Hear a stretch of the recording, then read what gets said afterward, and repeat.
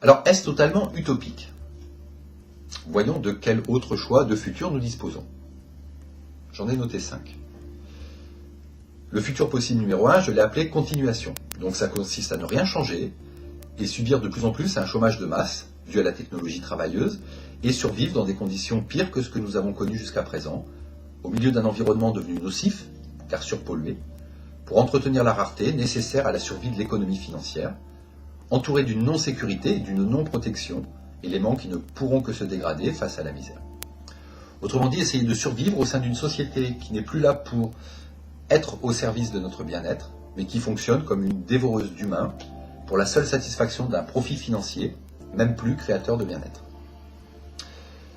Le futur possible numéro 2, lui je l'ai appelé la portance. Alors comme vous pouvez le lire à l'écran, il existe une association qui calcule le jour de dépassement de la planète. Alors cette organisation, siégée aux États-Unis, a pour nom The Global Footprint Network. Et elle calcule tous les ans le moment où l'humanité vit à crédit du renouvellement de ses ressources. Donc elle identifie la date où la consommation dépasse la quantité naturelle que la planète peut produire en une année. En gros, c'est 5400 données venues de plus de 200 pays qui sont analysées. Donc pour comprendre comment fonctionne la portance de la planète, je vais imager avec un groupe de pandas. Simplement parce qu'ils ont une seule source de nourriture, une certaine espèce de bambou. Donc imaginons X pandas vivant sur une superficie donnée. Si nos pandas consomment la totalité de leurs ressources de bambou en 6 mois, que se passera-t-il pour les 6 autres mois? Eh bien à l'image des Rapa Nui, les habitants de l'île de Pâques, ils disparaîtront, ils mourront de faim. Il leur faut consommer au maximum la moitié des ressources disponibles, afin que l'année d'après, ils puissent consommer la deuxième moitié pendant le temps de repousse de la première parcelle, et ainsi de suite chaque année. Ça paraît juste, logique, évident. Donc l'encarté bleu nous explique comment nous fonctionnons. Donc en 1960, nous, humains, ne consommions que la moitié des ressources planétaires. À partir de 1970, premier dépassement. Notre consommation dépasse la vitesse de renouvellement de production de la planète. En 1980, la date de dépassement tombe le 8 novembre. En 2000, le 8 octobre. 2009, le 25 septembre. 2010, le 21 août. Et en 2013, le 20 août. Autrement dit, depuis 2010, nous vivons avec 4 mois de crédit nature. Alors heureusement, nous ne sommes pas des petits pandas, nous savons faire des réserves. Mais à la vitesse où nous dépassons, un jour viendra où fatalement, les réserves ne suffiront plus. Et dans la logique de l'économie de marché, basée sur la rareté, c'est intéressant, car qui dit rareté dit hausse des prix et bénéfices supplémentaires. Alors ça c'est très simple à comprendre, hein. Un gravillon n'est pas cher parce qu'il y en a à foison, par contre un diamant est cher parce qu'il n'y en a pas beaucoup. Si la rareté se pose sur les besoins vitaux, les incontournables, que se passera-t-il d'après vous?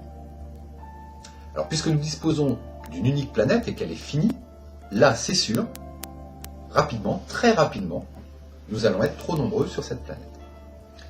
Mais si l'on y réfléchit bien, dans cette logique de la rareté, ayant pour conséquence le profit, nous serons toujours trop nombreux.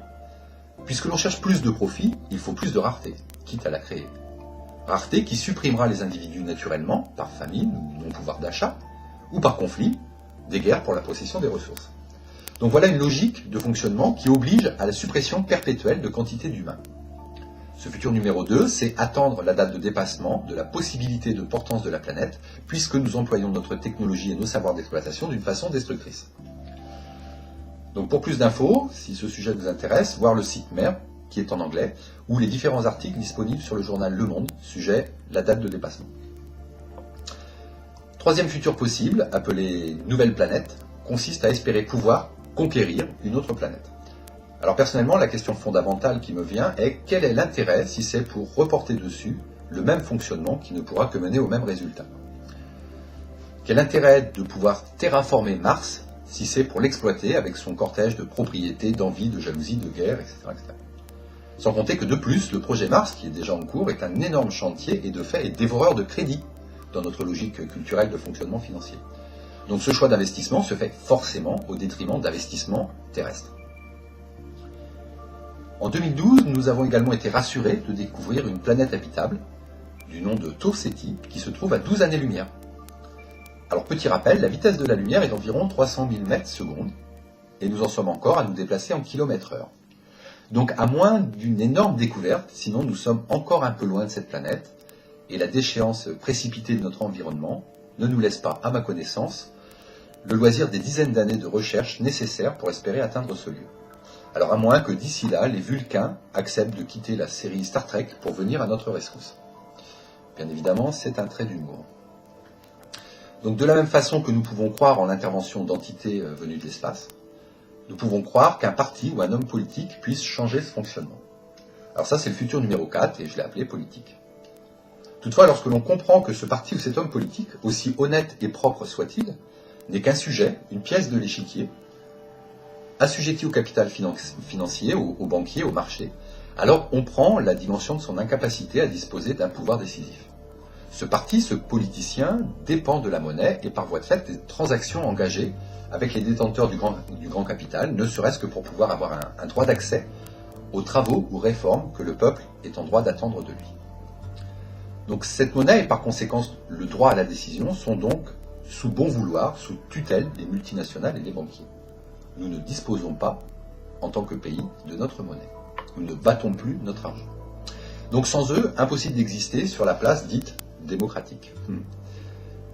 Quelques détails du quotidien peuvent être dépendants de choix politiques, mais les grandes orientations de société et de surcroît de civilisation ne sont plus du tout de leur ressort, ne leur appartiennent pas. Par ailleurs, force est de constater qu'ils n'ont même pas les compétences requises pour peser sur les décisions. Un dirigeant politique n'a pas suivi de formation spécialisée dans une des disciplines nécessaires aux besoins vitaux. Son travail, à lui, c'est celui d'un acteur, d'un dialecticien s'appuyant tantôt sur du raisonnement, ou d'un démagogue s'appuyant à d'autres moments sur de l'émotionnel. Donc dans l'Incarté, voici un article de M. David de Grow. Alors je l'ai choisi car c'est un journaliste indépendant, états-unien et catholique. Alors je précise, car ça permet de constater qu'il est de culture capitaliste, de droite, et d'une religion connue et reconnue. On ne peut donc pas le traiter de gourou New Age ou de gauchiste illuminé, pour prendre une terminologie connotée. Donc un fervent catholique qui se réclame de l'argent roi dit clairement « Stop, ça ne va plus » et appuie son argumentation sur des faits. Alors évidemment c'est un petit peu long, donc je ne vais pas faire la lecture. Vous pouvez faire pause et prendre le temps de le lire, ou aller voir plus tard en ligne son article qui est intitulé « La route vers la Troisième Guerre mondiale, le cartel mondial a encore une carte à jouer ». Donc pour finir, cinquième futur possible que j'ai nommé revenu de base. Alors une des idées récentes, et exemple de réforme parmi toutes les propositions de changement de distribution de pouvoir monétaire et ou de mutualisation. Donc ce revenu de base, c'est quoi? C'est un revenu minimum garanti pour tous et sans contrepartie, qui serait dégagé de la marge des profits de l'économie de marché et redistribué à chaque individu. Alors ça, franchement, c'est une grande idée. C'est un pas en avant. Maintenant, je pense que cette grande idée, bien, elle arrive 30 ans trop tard, à cause, entre autres, de la disparition du poste de travail et de l'importance de la planète. Donc dans l'Encarté, on peut lire le détail de ces deux raisons, j'aurais pu en citer d'autres, du pourquoi ce type d'idée n'est déjà plus souhaitable. Très sincèrement, je pense que c'est un combat d'arrière-garde. Donc premièrement, le poste de travail disparaissant, le revenu de base, sans autre moyen de subsistance, ne sera pas suffisant pour accéder au bien-être sanitaire et technologique. En conséquence de quoi, il engendrera de la frustration, de l'envie, de la jalousie, de l'enfermement communautaire, bref, tous les paramètres nécessaires à un état de conflit permanent et de guerre régulière. Donc rien que pour cela, je ne vois pas aujourd'hui en ce revenu de base une solution. Sans compter qu'il faudrait qu'il soit universel, enfin en tout cas mondial, c'est un peu prétentieux, universel, pour qu'il ne soit pas générateur de migration, avec le cortège de soucis que cela implique. Deuxièmement, à la vue du jour de dépassement, le revenu de base ne pourra qu'accélérer le processus de surexploitation des ressources. Une population pauvre consomme des produits à coût réduit, qui doivent rapidement être renouvelés, mais également périssables et facteurs d'énormes quantités de déchets. Donc une économie qui se basera sur la rareté et qui sera l'inverse d'une économie basée sur la soutenabilité. Donc au mieux, le revenu de base peut faire croire à un progrès de société, mais ce n'est qu'un miroir aux alouettes qui ne limite même pas la casse. À peine reporte-t-il le problème en regardant par télé interposée une élite, entre guillemets, vivre dans une bulle qui s'amenuisera de plus en plus, et une misère meurtrière grossir exponentiellement et parallèlement, qui s'entretue pour posséder plus que le minimum, la guerre étant toujours la plus grande source de profit financier, et la rareté obligeant au pillage. nous voici arrivés à la conclusion. Voilà résumé le constat. Nous sommes à la croisée d'un chemin comme jamais auparavant. Il en va de la survie de l'espèce, de la nôtre, d'espèce, voire peut-être même de celle de la biodiversité planète Terre. À mon avis, seule une compréhension raisonnée de ce qui se passe peut nous sauver d'un futur qui ne pourra être que meurtrier et destructeur. Maintenant, si vous désirez approfondir certains sujets et discuter des solutions envisageables pour qu'une transition puisse s'opérer, eh bien, à vos claviers, ou venez à notre rencontre et nous prendrons le temps d'en discuter en vrai. Si vous êtes arrivé jusque-là, déjà, je vous en remercie. Ça a été un petit peu long, mais je ne voulais pas faire de raccourcis, car pour bien maîtriser un sujet, il est important de comprendre correctement les différents paramètres qu'il compose. De plus, cela nous a permis de nous réapproprier les différentes étapes de l'histoire de ce poste de travail, et par ce biais de l'histoire de notre histoire. Élément que je n'ai pas souligné pendant ce développé et auquel je persiste à croire, c'est que cet aboutissement n'est pas le fait du choix délibéré d'une personne ou d'un groupe privé d'individus, même si certaines tendances d'orientation leur incombent directement. Mais avant tout, cela reste un problème de choix de société. C'est-à-dire que ce fonctionnement s'est emballé sur lui-même, petit à petit et au fil du temps. À l'image d'un petit caillou que l'on aurait déplacé dans un pierrier de montagne, peu à peu, tous les cailloux vont s'entrechoquer et hop, l'onde de choc va se propager et fait que tout s'emballe. Donc ce n'est pas quelqu'un qui a choisi. Ensuite, chacun de nous surfe du mieux possible pour garder l'équilibre au-dessus de ce pierrier, pour ne pas tomber, en espérant que cela finira par s'arrêter. N'oublions pas que nous sommes tous, chacun de nous, le riche de quelqu'un d'autre. Alors arrêtons de chercher à stigmatiser certains en déportant le problème sur celui-ci ou celui-là. Arrêtons de dire que c'est de la faute aux riches. Alors oui, on peut citer certaines personnes, certaines grandes familles, les Goldman Sachs, les Rockefeller, les Rothschild, les Dupont ou je ne sais qui. Ces gens-là, quoi que je puisse en penser, si nous étions à leur place, je ne suis pas persuadé que nous ferions mieux ou autrement qu'eux-mêmes. Tout simplement parce que nous aurions également des habitudes de vie et des enfants qui auraient pris leurs repères, leurs habitudes à l'intérieur d'un certain luxe, au même titre que nous, aujourd'hui, nous ne sommes pas prêts à dire à nos propres enfants « tu n'auras pas tel téléphone portable » ou « tu ne te doucheras qu'une fois par mois et le reste du temps c'est un bol d'eau par économie, etc. etc. » Alors que c'est la réalité de centaines de milliers, voire de millions de personnes au travers du monde. Comme je l'ai dit dans d'autres vidéos, les communiqués ici et maintenant, je pense que vu d'Afrique, pour certains, savoir que nous faisons joyeusement pipi dans de l'eau potable et qu'ensuite nous tirons 7 à 9 litres de cette eau consommable pour évacuer cette affaire-là, c'est être riche, c'est ne pas faire attention, c'est ne rien avoir à faire des autres. Alors que les grands de ce monde aient des piscines immenses, et même si ce sont des piscines de champagne ou je ne sais quoi, ils vivent dans leur luxe, nous vivons dans le nôtre, chacun a son luxe et chacun de nous, à son échelle, est responsable. Je vais reprendre là une citation de procès, ça me rappelle Georgina Dufoy avec l'affaire du sang contaminé, où elle avait dit « responsable mais non coupable ». Alors oui, sur cette affaire-là, nous sommes tous responsables. C'est-à-dire que nous avons tous quelque chose à faire. Chacun de nous doit changer sa façon de penser, sa façon d'agir. Nous devons réfléchir et nous devons nous unir pour trouver des solutions.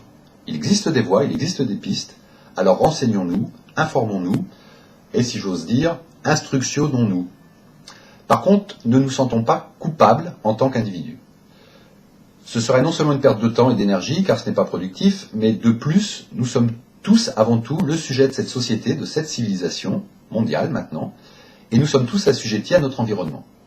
Nous en sommes le produit, et aujourd'hui nous continuons de vivre en fonction de notre réalité environnementale, mais que cela ne nous empêche pas de trouver un moment pour réfléchir, pour changer l'éclairage sur toute cette problématique. Des solutions existent et il n'est pas trop tard. Même les plus pessimistes parmi les scientifiques nous annoncent que jusque 2020-2025, la planète peut encore tenir le coup. Par contre, passé ce délai, les dommages seront très très conséquents. Le film Homme, Maison, avec les prises de vue et la narration de Yann Arthus Bertrand, stipulait en 2009 qu'il nous restait 10 ans pour réagir. Alors 10 ans, ça nous fait 2019, on y arrive, on n'en est pas loin. On a encore le temps, mais c'est maintenant qu'il faut bouger. C'est pour cela que cette vidéo existe, c'est pour cela que ces rencontres vont exister, que ces débats vont avoir lieu. Nous n'allons pas le formuler du type tous ensemble ou ce n'est qu'un combat, continuons le début, mais là, il faut y aller. Nous sommes à une frontière évolutive, nous sommes déjà dans une forme d'après, donc on prend conscience, on en prend connaissance correctement, et l'on met en place ce qu'il faut pour changer radicalement de paradigme d'une façon holistique, c'est-à-dire afin que tous les domaines soient concernés. Et alors, nous nous en sortirons. Comme toujours depuis le début de l'histoire du vivant, et pour citer Darwin, adaptabilité ou disparition. Merci encore et j'espère à bientôt de vous rencontrer. Bonne fin de journée.